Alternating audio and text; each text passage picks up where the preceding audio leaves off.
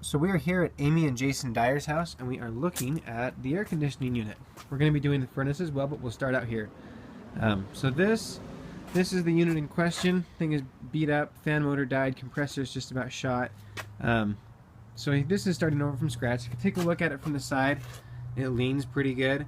So we're going to go ahead and make sure it's all leveled out, set on a pad, doing a 3-ton 13-seater pane unit, replace the disconnect, replace the whip, and then it has soft solder connections down here at the bottom of the line set, but everything in between is bends. Checked it out, looked thoroughly, bends, bends, bends. So that's all we have in between is just bends.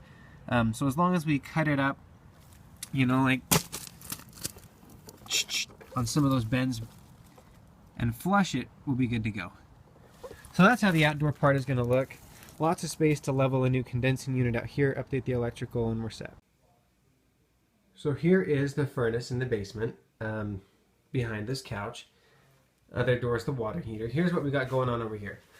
So replace the furnace. We're going to do an 80% furnace in this house, and then we're going to go ahead, tie up. It's already teed and double wall pipe, so that's good. So we'll just make sure that we redo the ducting or the venting down to the furnace. Floor drain's in a weird spot. That's where our floor drain sits, on the outside of the wall from the furnace room, kind of behind the couch. I mean, that's different, but it is what it is. And then, obviously, the coil gets done, just like we talked about earlier. I mean, it is light.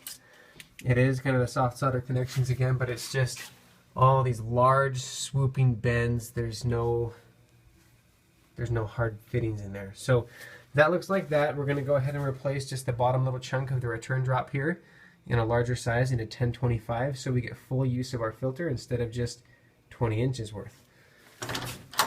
It is a little bit tighter, but it's definitely...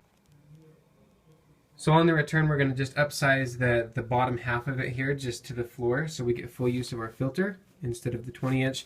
It does have this little weird takeoff. We're not rebuilding any of the takeoff stuff, so don't worry about doing that. Just make sure that we get the bottom part big enough with the filter box in the middle. Have to undo and rebuild some of the gas lines for sure, but it's definitely going to fit. Special considerations on the furnace, none really. Just update the basic stuff, and that's really it. Gas lines, electrical thermostat, Honeywell 4000 upstairs. Put it back together, and we're golden.